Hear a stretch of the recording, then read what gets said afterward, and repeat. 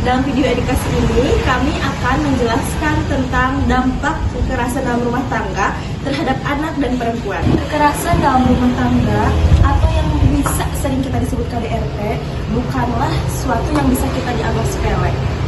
Pada kenyataannya banyak sekali kasus yang terjadi seperti itu di sekitaran kita. Namun ternyata banyak sekali korban yang diam dan tetap bungkam terhadap hal tersebut. Karena mengapa?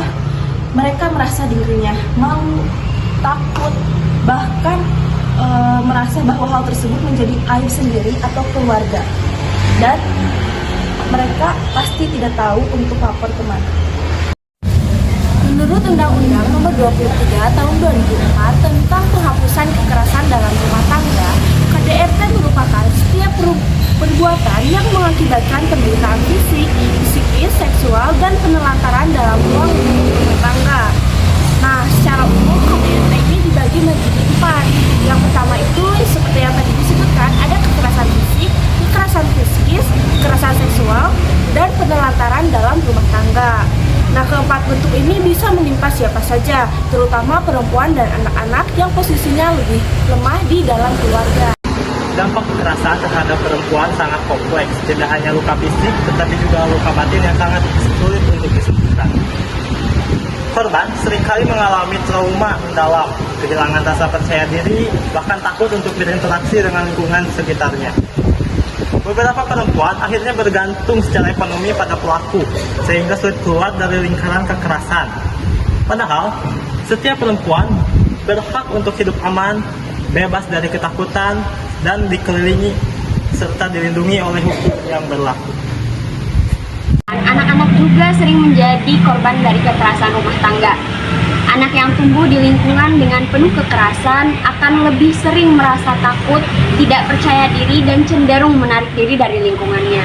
Bahkan anak bisa meniru perilaku kekerasan yang mereka lihat di dalam rumah, menjadikannya pola yang berulang hingga masa depan. Trauma masa kecil seperti ini dapat mempengaruhi perkembangan emosi, pendidikan, dan hubungan sosial dari anak hingga dewasa. Dasar hukum dan perlindungan orang, visualnya teks hukum dan logo lembaga KPAI, Komnas Perempuan.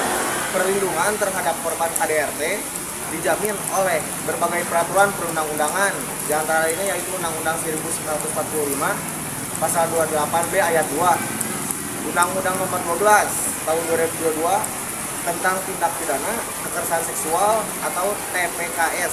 Selain itu, negara melalui lembaga seperti P2TP2A, Komnas Perempuan, dan LPSK juga menyediakan layanan pengaduan, perlindungan, dan perlindungan bagi korban kekerasan. Kekerasan dalam rumah tangga bukan tanda kasih sayang, melainkan untuk pelanggaran hak asasi manusia. Tidak ada alasan yang dapat membenarkan kekerasan dalam bentuk apapun. Selain anak berhak tumbuh besar, bahagia, dan setiap perempuan berhak hidup dengan aman dan bermartabat. Mari kita bersama-sama menghentikan kekerasan, mulai dari lingkungan terkecil, keluarga kita sendiri.